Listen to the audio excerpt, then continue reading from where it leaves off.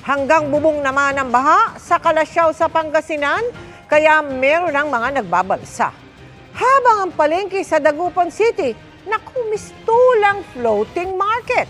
Mula sa Dagupan City, nakatutok live si Jasmine Gabriel Galban ng GMA Regional TV.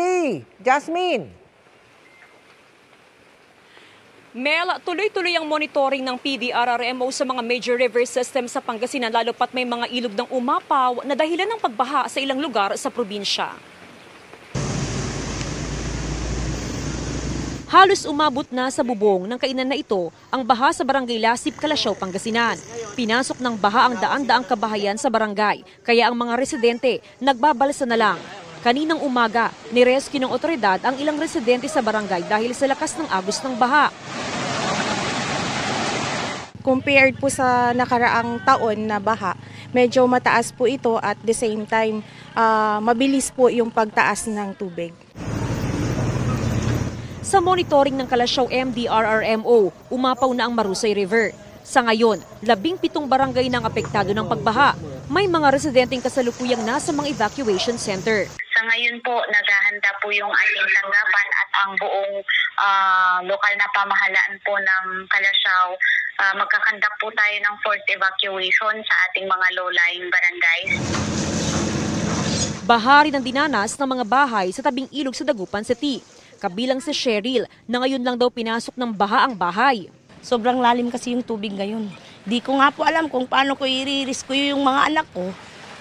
Kasi po napasukan na po yung mga kwarto nila. Pinasok na rin ng baha ang ilang iskinita. Halos malubog na ang mga nakaparadang sasakyan sa bahaging ito ng barangay. Ang ilang residente, minabuting magtanggal ng basura sa kanal upang maibsan ang baha. Tila naging floating market naman ang Magsaysay Fish Market dahil sa taas ng baha. Sa kabila nito, tuloy lang ang operasyon ng pamilihan.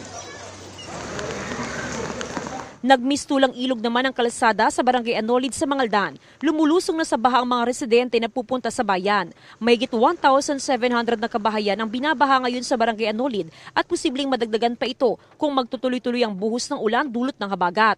Hindi rin nakaligtas sa baha ang Anolid Elementary School. Nakita po namin na talagang yung level po ng tubig pataas ng pataas. Kung hindi po namin naituloy yung dredging na doon sa Purok 1 hanggang Purok 6, malamang sa malamang hindi lang ganyan po yung level ng tubig ng baha.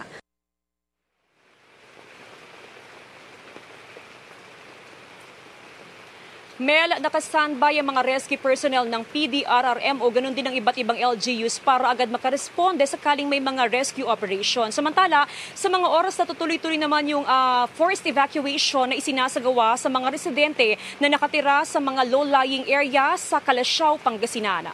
Mel? Maraming salamat sa iyo, Jasmine Gabriel Galban ng GMA Regional TV.